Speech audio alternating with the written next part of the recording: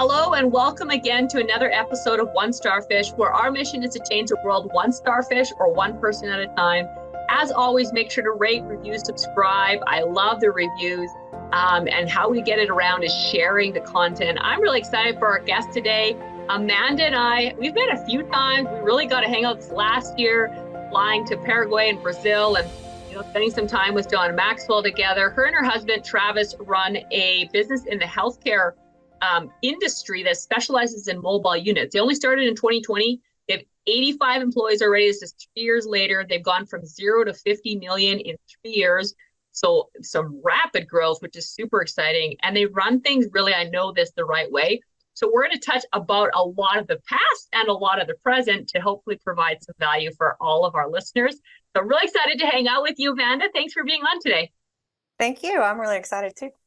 Awesome. So let's dig into why do you think you've gone so fast in the last 3 years? What do you feel some of the tricks and tips, and we were joking about this before, some of the things to avoid, not enjoy, avoid mistakes that you've got so that you could grow so fast now?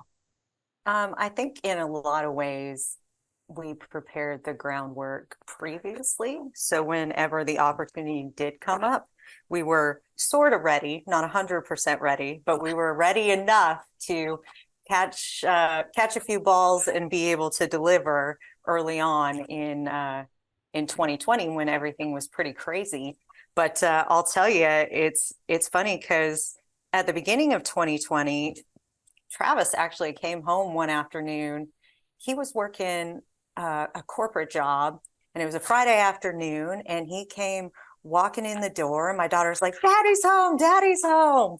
And I was like, why is Daddy home? Right? Like, Daddy shouldn't be home. Daddy's supposed to be at work. And so I turned around, and he's got this big grin on his face, and he's super excited because he's like, "I got fired." I'm like, well, we have different levels of excitement for when you get fired from a job, because if we want to continue eating food and living indoors, then we have to have some work. And at the time, I had started doing some of my own things that I knew, like a podcast and some stuff online and personal growth that I knew would take some time to build. So there was nothing coming in from that. So we were in quite. You're like, why are you smiling? Yeah, quite an interesting situation. And a lot of people will ask, they're like, "So were you ready? Were you excited?" And I was like, no. Like, he'd been talking about it. He'd been talking about mobile clinics, and he'd been talking about this need in rural areas in America, that there was 46 million people that were lacking access to care, and that he had an idea of how we could kind of maybe make a dent in that and really help some people. And I mean, that was exciting, and I loved the idea, but at first I was like, is this just one of your crackpot ideas, right? Like, we've started 8 businesses, and 2 of them have been successful, I would say. So I was pretty hesitant about that, but yeah, Wow. I feel like I'm rambling. No, that's so funny. I didn't know that story. So this is funny. Okay, so then how did you, so we started this, adventure that you're like, I don't know, but like, how did you decide to get going? How did you not be like, go get a job? Like, no, we need to make some money tomorrow. Where was the faith and the trust that you to actually take that opportunity that was there? So that's a great question. I think, to be totally honest, Travis is a big visionary, and he has lots of ideas. And so whenever this one came up, he kind of laid out, like, this is what I see happening. And I'm like, okay, let's try it. Right. And so then I started getting my feet wet. We bought our first mobile clinic, but then it was, well, let's go all in. Right. He's like, we need to drain the savings, and we need to cash in whatever we can cash in, and let's do this thing. I'm like, okay. Very hesitantly.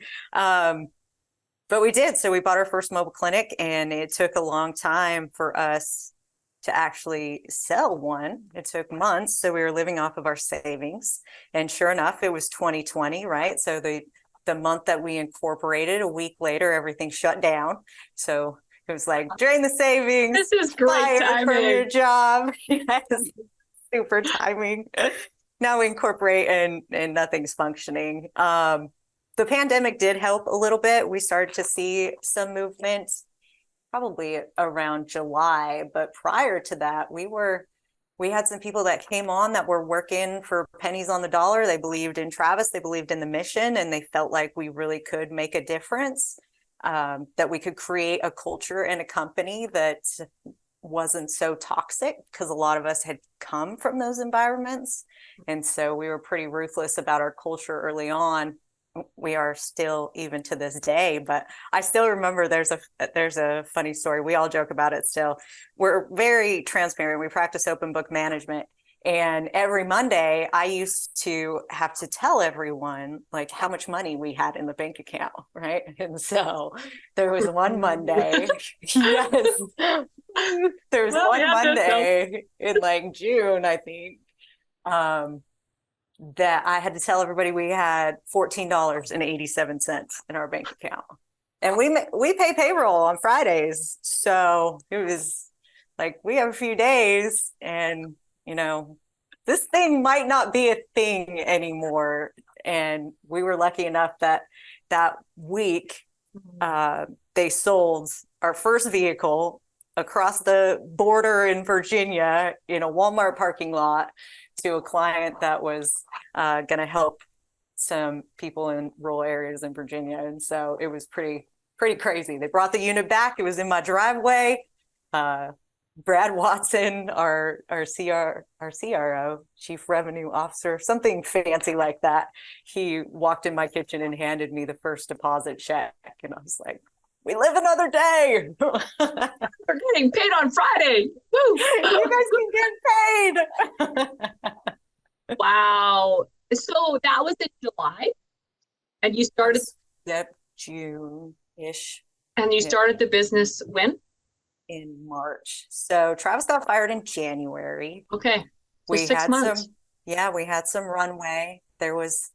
We felt like there was some movement. We were having conversations, but we weren't making any money at first. And it got $14.87 close to not being a thing, I feel like. That is like, gives me shivers, like legit. Maybe it's cold, but I feel like it gives me shivers. Because like, here's what I want people to really get out of this. When was the last time you really went all in on your vision or your spouse's vision or some vision that you just really went all in and, burned the house, kicked the cow off, whatever all the stories are, because you guys went all in. And, it's so true for so many people that right when like you're at $14, most people at that point, well, they would have quit before that. They wouldn't even got to $14. That's like the bottom of the barrel. They got nothing left. And most people wouldn't get there. And then that's when the breakthrough happens. And so I just think so many people, like, please listen to this. Like, when was the last time you really went all in on something? If you really had a vision, or in this case, Travis's vision that Amanda believed in enough, which I just think is so cool as a leader. Do you have a vision that's big enough to inspire people to get on board when you have no money to pay them, but they see where you're going? And I love that. That is such a cool start to a business that obviously is doing very well now, and growing. You're helping tons of people across the States. I don't know if you're in Canada yet. Got to work on that. We sounds are like in Canada. We are in Canada. Okay, we awesome. are. So yep, we went North international. Our first year, we went up to Canada. So awesome! Yay, Canada! So we're North America wide now in 3 years, which is absolutely impressive. but it's that all in at the beginning that most people, honestly, I believe that most of us don't do. Most of us don't actually, go all in. And I mean, I can go into story after story about that. So, as you sort of scale it, obviously you really worked on culture and stuff like that. Going back to now, you said you had 8 businesses. 2 of them kind of are successful. One for sure is. The 6 that didn't make it. what did you learn from them that you were able to take into the ones that are making it? So I think that each business brought kind of a unique lesson typically. For me, my very first business was I started when I was 19. I dropped out of college. I was on a full ride leadership scholarship to be like this solo woman entrepreneur. And I was in a heavily male dominated construction industry job.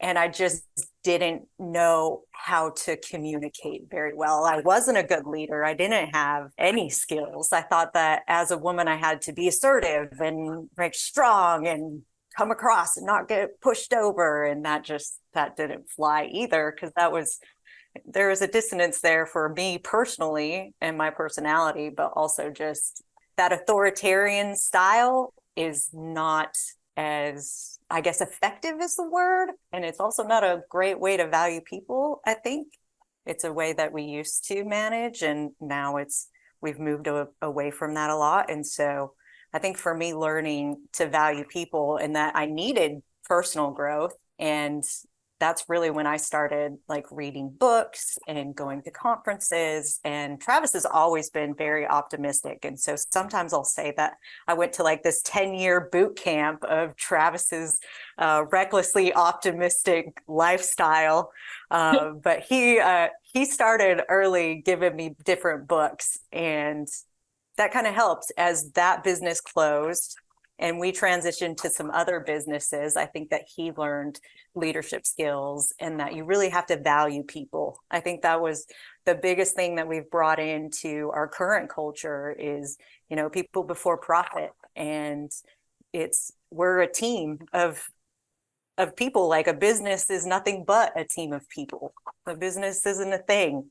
So I think that's the biggest lesson that we learned. Another thing was just to continue learning, because I can trace back different things that we invested in or different courses that we invested in. Like we got a Google pay-per-click class before we started this business. And that was one of the things, Travis set up our whole marketing machine and a weekend website in, just days.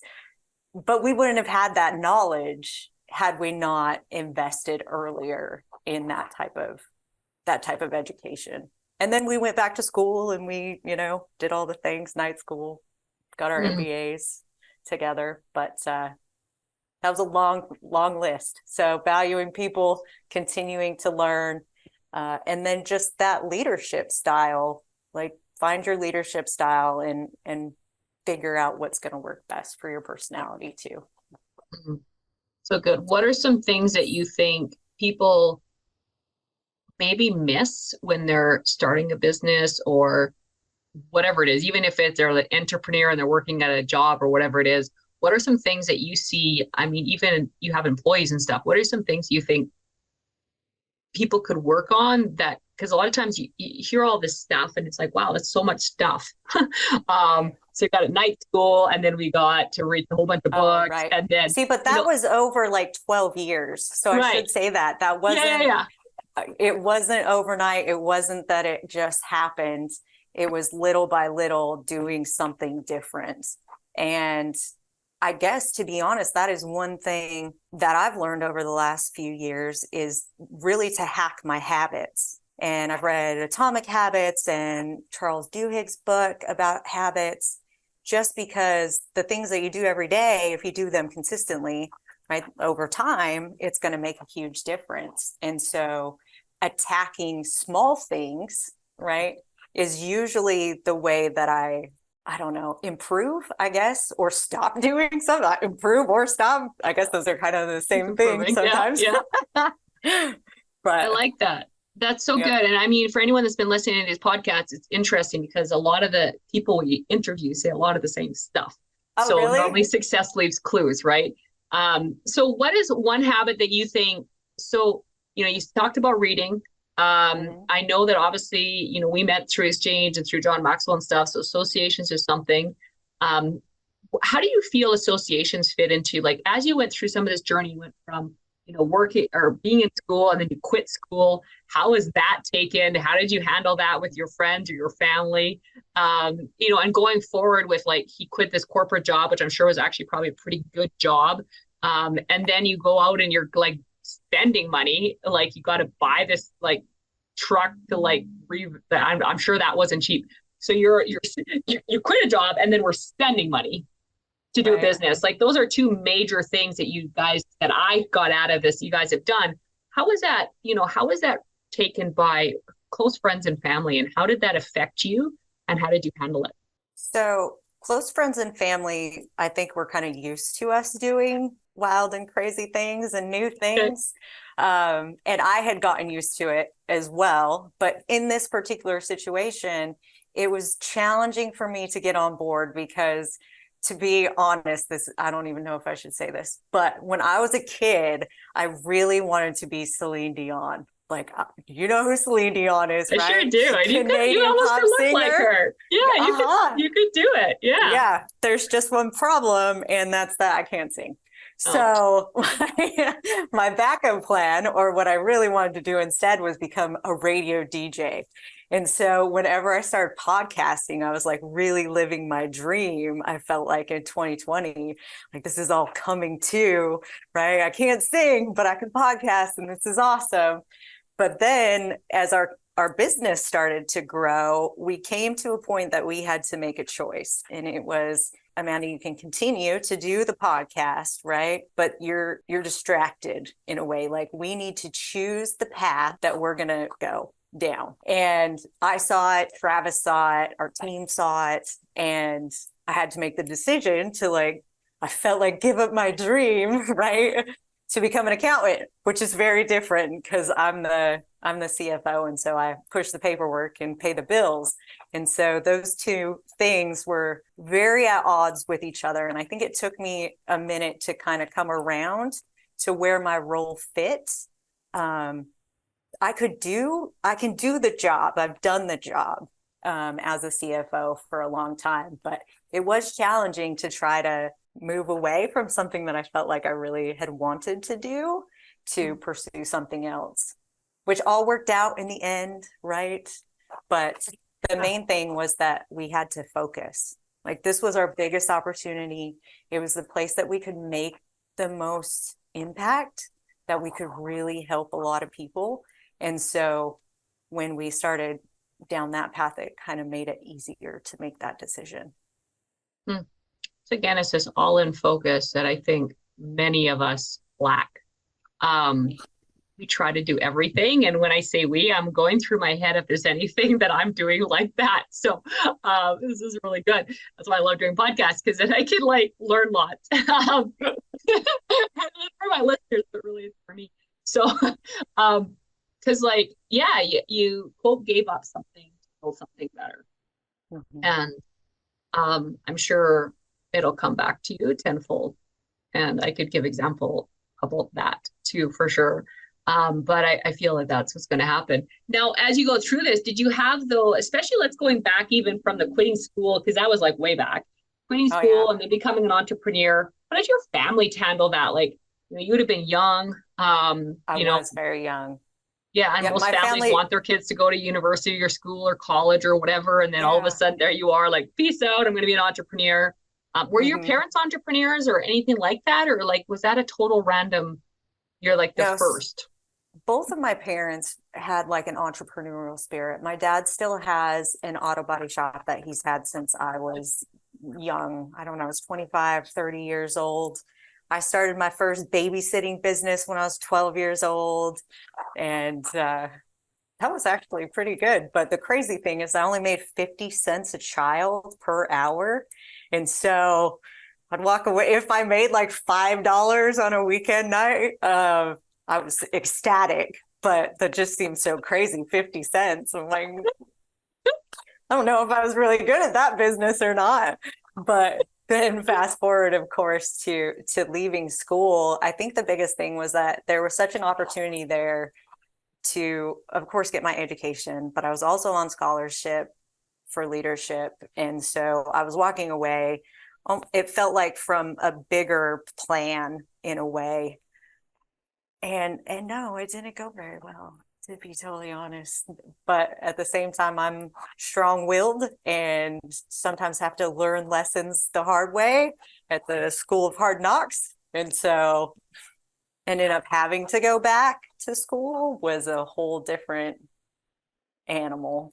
Like there's a lot of, I don't recommend that path all the time. It is the path that worked for me, but at the same time, I wish that I would have stayed in school, right? But at the same time, you don't know what direction that would have taken you had you done it different, you know? Yeah. And how did you handle some of the, some of the negativity maybe from family or friends, especially those that do actually care about you? It's not like people always talk about haters. There's not a lot of haters, but there's a lot of people that care and just are not sure what they care about. So it's what I kind of think they're doing their story and you're doing yours. How did you handle some of that? Because like I said, a lot of people, that's what their biggest, I feel a lot of people fear. I get a lot of people that are like, well, I don't want to lose my friends and I don't want to lose my family and, that kind of thing. How did you go through any of that? And how did you feel about it? So in a lot of the different endeavors that I've done, to be honest, I've had a pretty good support system. So I thought that it was going to be awkward, and Crystal from middle school was going to make fun of me on Facebook or whatever, right? Like I had all these very irrational fears back then. I can't believe I just said Facebook. Love it. No. It's well, even better than what was the other one? Your space, your space. MySpace. I missed that one. But even when I was on TikTok, like there was the longest time that I wasn't friends with anyone that I knew in the world. It seemed like that I knew professionally or that I had associated with in like a previous life. It was all new friends. And then when I started to connect with other people, I was very scared and anxious about what they were going to think and what they were going to say. And some people said things and some people thought it was awesome, right? And I ended up with more support than I had thought that I would have gotten otherwise. I think that you really touched on it, though, that is one of the biggest things that holds people back, is that fear of what other people are going to think. And I'd like to say that I handled it so well and that it was amazing. But overall, it was like a progressive thing. As I started out, it was like, oh my gosh, like 100 people saw my Insta story, right? And then one day 600 people saw it and I was like having a panic attack, like, oh my gosh, what is gonna happen, right? And just over the years, I started to expose myself to these different challenges and opportunities, like speaking on stage in front of 3,000 people, but I had to build to that point. So when it came time to have that, there was like a viral video or there was, I don't know, criticism, I guess you could say, I had built up some storage, I guess, for myself too, in the confidence. I almost had to build that confidence. Does that answer your question? Yeah, that makes total sense. I love it. So, if someone's out there and they're starting to build a business, what are some things that have helped you build the culture that you have? You said valuing people over product. That was a good little quote. I like that. What are some other things that you think that have helped going all in? That's something like you went totally all in, not even doing a podcast, kind of all in. That's pretty intense focus. What are some things other than that you feel like would help someone be maybe the possibility being more successful in whatever they do, especially if they have employees and stuff like that, to build that culture that you guys have? I think one of the biggest things has been transparency. We have we talk a lot about the speed of trust, and that if you don't trust the people that you work with, that it's just going to cause all kinds of issues relationally and internally, externally with customers. And then like it all goes back to the valuing people, that it's not just you're here from 9 to 5. Like we have lives and we have families and we have difficulties, and being super cognizant of that is important, and something that we've always, I guess, kept at the forefront of our mind, right? Like we have our values, and we've stated our values very, not simply, but like we are people of integrity, and we value people, and we give our best efforts, and we have creativity and speed, and we celebrate those things when people actually are living the values of the company. So, and we don't move from those values. It's a pretty hard line in the sand. I love it. That's so cool. So switching gears a little bit, you're also a couple in business, family in business. How do you balance work-life balance? It's a common question. If there is a thing, right? It's work-life balance. Luckily, Travis and I have worked together for 13 years, and I will say that it's a lot. We get a lot. I don't even know what to say. Okay.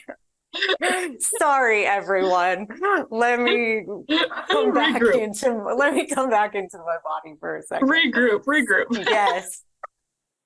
So Travis and I have a very unique dynamic that, as you can tell with the business that we're in right now, he's a visionary and I'm kind of like the executor. So we have complementary skills that have really helped.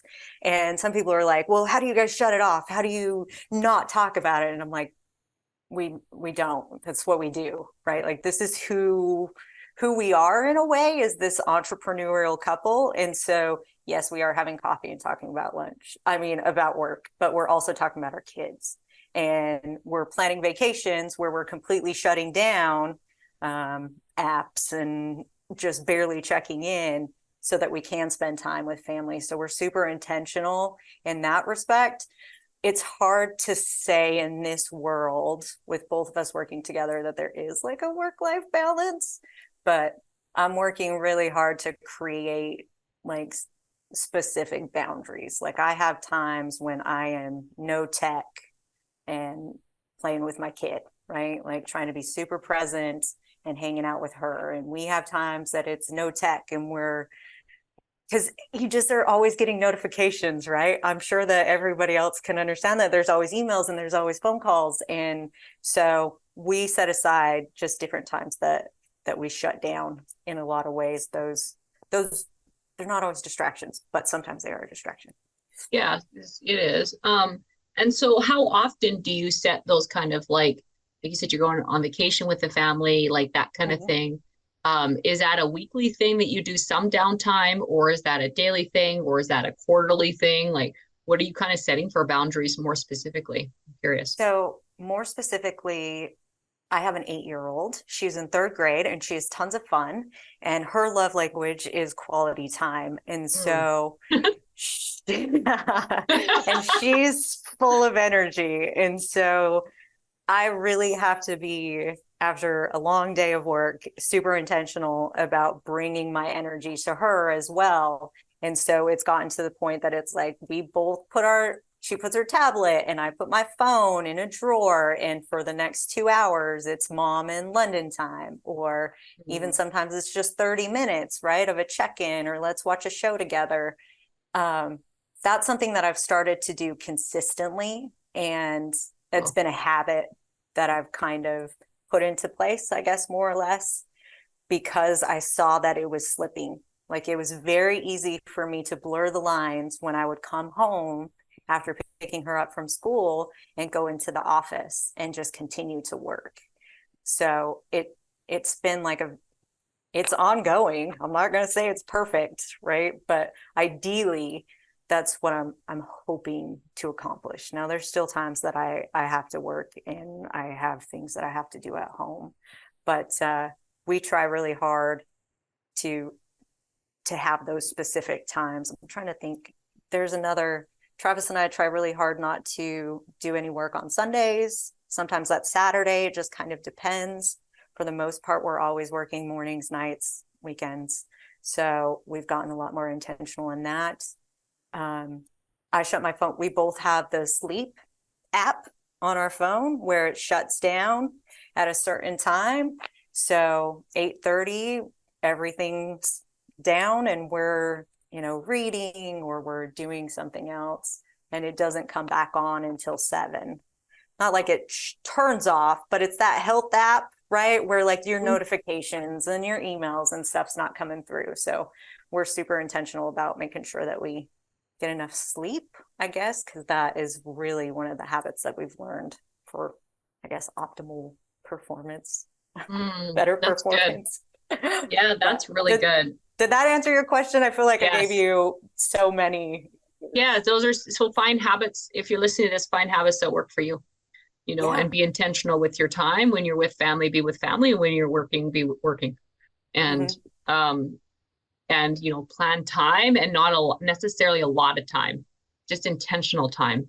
People are like, well, every weekend I'm off traveling. No, you don't need to do that when you're building a business.